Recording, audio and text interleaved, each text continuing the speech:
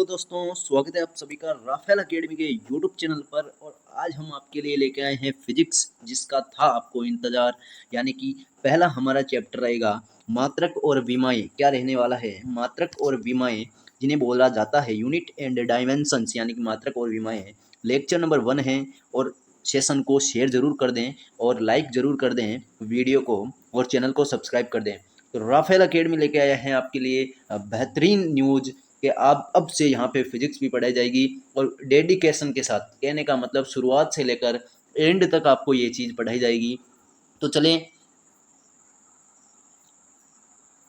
ये आपके सामने लिखा हुआ है फिजिकल क्वांटिटी। क्या लिखा हुआ है? Physical quantity. कहने का मतलब फिजिकल क्वांटिटीज क्या होती है, यानी भौतिक राशियां जो होती है वो क्या होती है, वो देखने वाले हैं। और राशि जिसे क्या किया जा सके, मापा जा सके, जिसके द्वारा विभिन्न भौतिक घटनाओं के नियमों के रूप में समझाया तथा व्यक्त किया जा सके, भौतिक राशि कहलाती है। कहने का मतलब हम क्या कह सकते हैं कि ए quantity which can be measured, यानी कि वह राशि जिसका क्या किया जा सके, मापन किया जा सके, जिसे मापा जा सके, क्या कहलाती है? जिसका मेजरमेंट किया जा सके, यानी कि जिसका मेजरमेंट किया जा सके, वो क्या कहलाती है? भौतिक राशि कहलाती है।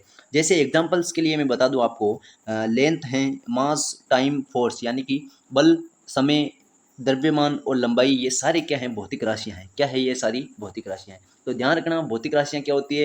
ए quantity which can be measured. जैसे मैं आपको एक उदाहरण दूं तराजू का। तराजू से क्या किया जाता है? मेजर किया जाता है, यानी कि मापा जाता है, तोला जाता है। क्या किया जाता है? तराजू से तोला जाता है। अर्थात हम कह सकते हैं कि वह राशि जिसे मापा जा सके, तोला जा सके, क्या कहलाती है? भौतिक राशि कहलाती है। अब चलो नेक्स्ट स्लाइड में। तो आपके पास एक एग्जाम पॉइंट है जो बहुत बेहतरीन नोट है कि magnitude of a physical quantity and units are inversely proportional to each other. Larger the unit smaller will be the magnitude. कहने का मतलब क्या है? यहाँ से आपको कुछ चीज़ समझ में आ रही है। मैंने लिखा है एग्जाम पॉइंट, यानी कि ये एग्जाम में आपको पूछा जा सकता है, इसलिए मैंने ये लिखा है। और किस प्रकार पूछा जाएगा वो भी मैं आगे आपको बता दूंगा। यहाँ पे लिखा है कि भौतिक राशि का जो मैग्नीट्यूड होता है, परिमाण जो होता है, तथा मात्रक जो होते हैं वो एक दूसरे के व्युत्क्रमानुपाती होते हैं। मात्रक जितना बड़ा होगा उतना परिमाण क्या होगा? कम होगा। ये चीज़ आपको समझाता हूँ मैं, एक बार आप देखना। इस थ्योरी से कुछ मतलब नहीं है आपको, आपको मतलब है समझने से। किससे है? समझने से। तो क्या समझे वो मैं आपको बताता हूँ। यहाँ पे लिखा हुआ है आपके सामने, और इसने क्या बोला है कि जो मैग्नीट्यूड होता है, यानी कि एन होता है, वो समानुपाती होता है 1/u के। मेरे को एक चीज़ आपको क्लियर करनी है कि अगर एन बढ़ेगा तो आपको पता है यू क्या होगा? घटेगा। अगर एन को घटाना है तो यू क्या होगा? बढ़ेगा। ये चीज़ आपको ध्यान रखनी है। तो ये लिखा हुआ है कि मात्रक जितना बड़ा होगा, मात्रक जितना बड़ा होगा, कहाँ है? ये रहा। ये मात्रक जितना बड़ा होगा, परिमाण जो है, मैग्नीट्यूड है, वो उतना ही क्या होगा? कम होगा। और अगर ये बड़ा होगा तो ये क्या होगा? कम होगा। ये चीज़ आपके दिमाग में बैठ जानी चाहिए। क्यों? क्योंकि एग्जाम पॉइंट से इंपॉर्टेंट है ये कि एन होता है वो समानुपाती होता है 1/u के। और किस प्रकार होता है वो भी मैं आपको बता देता हूँ। जैसे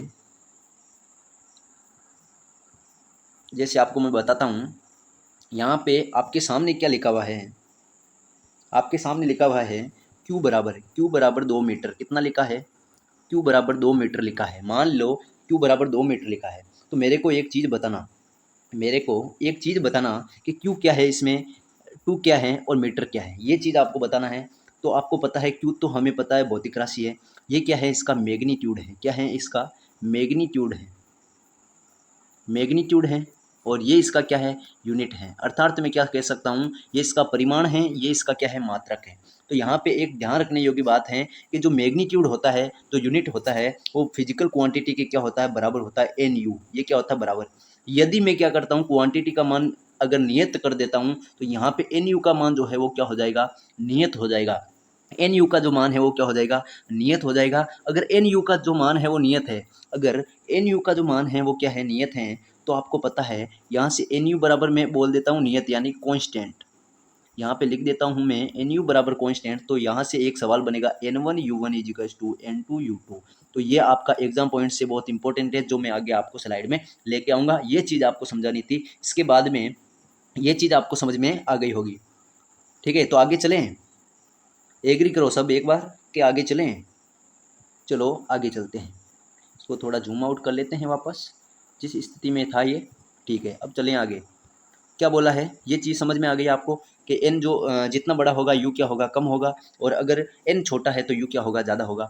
ये चीज़ आपको समझनी है, और ये एग्जाम पॉइंट का नोट पॉइंट है आपके कि जो क्या होता है, यानी कि फिजिकल क्वांटिटी जो होती है, फिजिकल जो क्वांटिटी होती है वो परिमाण तथा मैग्नीट्यूड के गुणा के बराबर होती है, यानी गुणन के बराबर होती है। ये चीज़ मैंने आपको बता दी कि physical quantity Q equals to magnitude into unit, अर्थात एन इंटू यू। ये चीज़ आपको समझनी थी। ये भी बताई थी मैंने, एन यू बराबर कॉन्स्टेंट, तो यहाँ से एन वन यू वन बराबर एन टू यू टू बराबर कॉन्स्टेंट, एन समानुपाती किसके होगा, यू के होगा, एन समानुपाती किसके होगा, यू के होगा। यहाँ से क्वेश्चन मतलब बहुत अच्छे लेवल से पूछा जा सकता है कि एन वन यू वन बराबर N two U two, N two U two, और हो सके तो आपको यहाँ पे क्या दे दें, एन वन की वैल्यू दे दें, यू वन की वैल्यू दे दें, एन टू की दे दें, और यू टू की पूछ ले, ऐसा भी क्वेश्चन ये पूछा जा सकता है। तो इतनी चीज़ आपको समझ में आई होगी।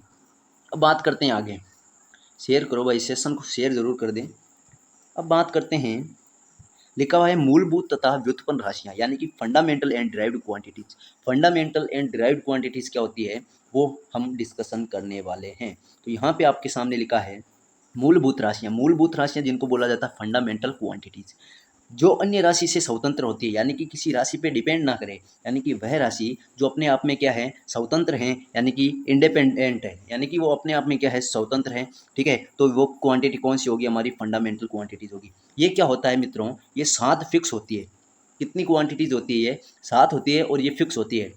कौन कौन सी होती है वो भी देखेंगे अभी, लेकिन आपको एक बार नाम बता देता हूँ मैं, जैसे mass, length, time, temperature, electric current, luminous intensity, amount of substance, temperature हो गया।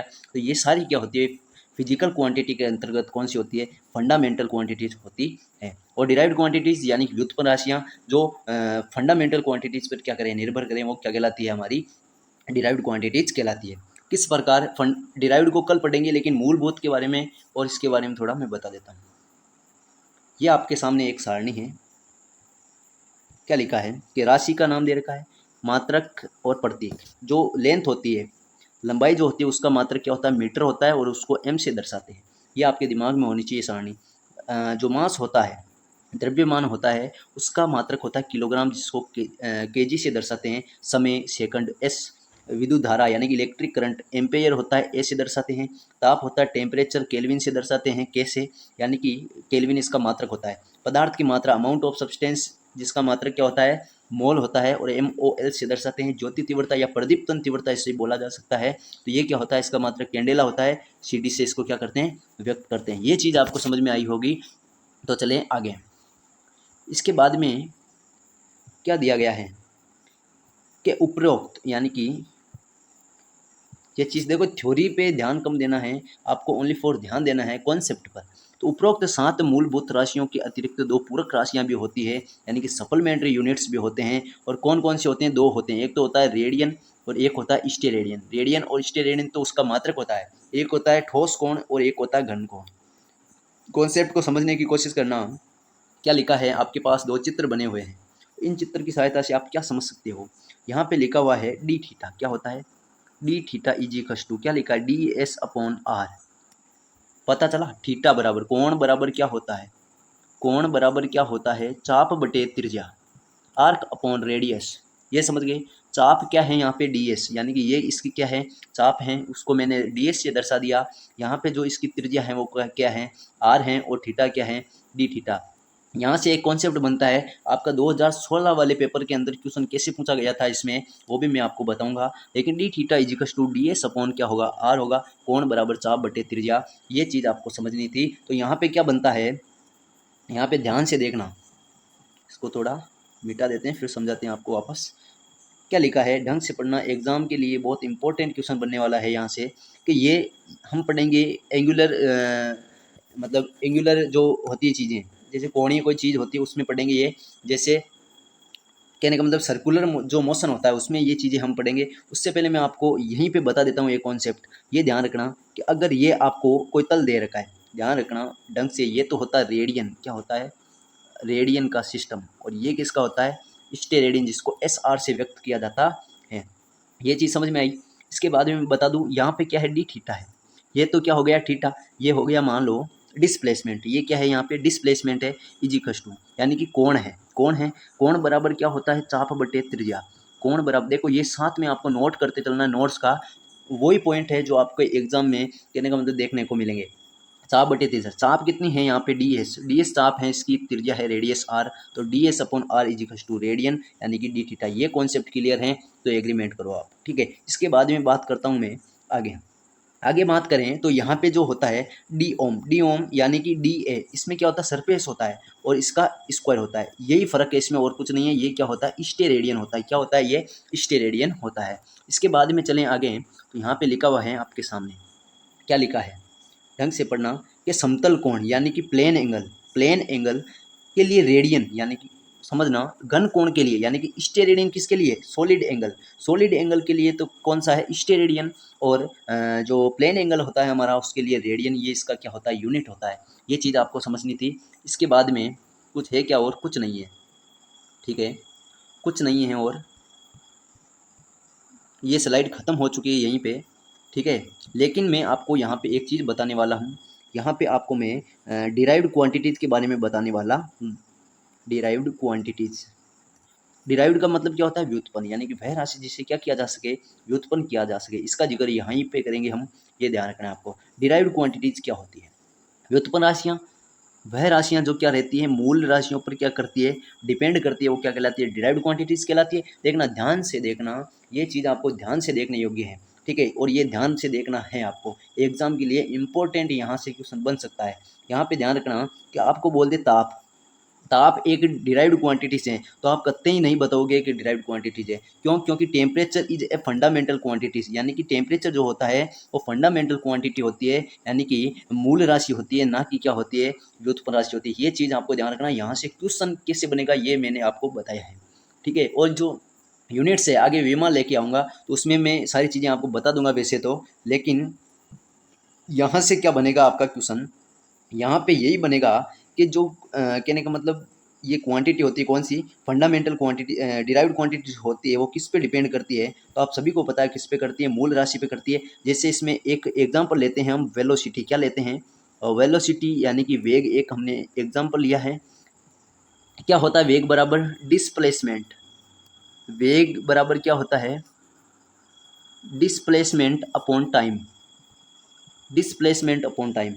तो आप बोलोगे टाइम क्या है फंडामेंटल क्वांटिटीज कितनी है फंडामेंटल, अरे कमेंट में लिख दो, ये नीचे कमेंट है ना इसमें 7 फंडामेंटल क्वांटिटीज के नाम फटोफट लिख दो, उसके मात्रक भी लिख दो, ठीक है। ये कमेंट आपके लिए है मेरे लिए नहीं है, ठीक है। आपको उसमें छाप देना है ये चीज़, यानी कि आपके दिमाग में तो छापना ही है, कमेंट बॉक्स में छापने से क्या है कि आपके दिमाग में वो चीज़ बनी रहेगी। यहाँ पे लिखा है डिस्प्लेसमेंट अपॉन टाइम, डिस्प्लेसमेंट यानी कि टाइम क्या है, एक टाइम क्या है फंडामेंटल क्वांटिटीज़ है, तो मैंने यही बोला है आपको कि जो डिराइव्ड क्वांटिटीज़ जो होती है वो फंडामेंटल क्वांटिटीज़ पर डिपेंड करती है। तो मेरे को बताओ वेलोसिटी क्या है, एक डिराइव्ड क्वांटिटीज़ है, क्यों, क्योंकि वेलोसिटी डिस्प्लेसमेंट अपॉन क्या होता है डिस्प्लेसमेंट अपॉन टाइम होता है, और time is a fundamental quantities, यानी कि समय जो है वो क्या है एक फंडामेंटल क्वांटिटीज़ है। ये चीज़ आपको समझ में आई होगी, ये चीज़ आपको समझ में आई होगी। इसके बाद में मैं एक चीज़ और लेता हूँ, जैसे मैं आपके पास लेता हूँ बल, क्या लेता हूँ बल, भाई बल कैसी व्युत्पन्न राशि है, ये तो नहीं करती है, क्यों नहीं करती है डिपेंड, ये तो गुरुजी डिपेंड करती नहीं है। एफ बराबर क्या है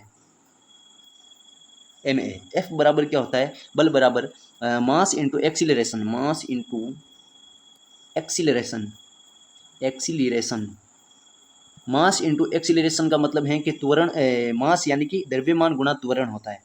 तो यहाँ पे आपको समझने योग्य बात है कि मास क्या होती है फंडामेंटल क्वांटिटीज होती है, तो बल भी क्या करती है इस पे निर्भर करती है, किस पे फंडामेंटल क्वांटिटीज पर निर्भर करती है। जो डिराइव्ड क्वांटिटीज हैं वो फंडामेंटल पर क्या करेगी डिपेंड करेगी। तो आज के लिए इतना ही, मिलते हैं नेक्स्ट वीडियो में, और हमारे चैनल को सब्सक्राइब जरूर कर देना राफेल अकेडमी को। तो धन्यवाद।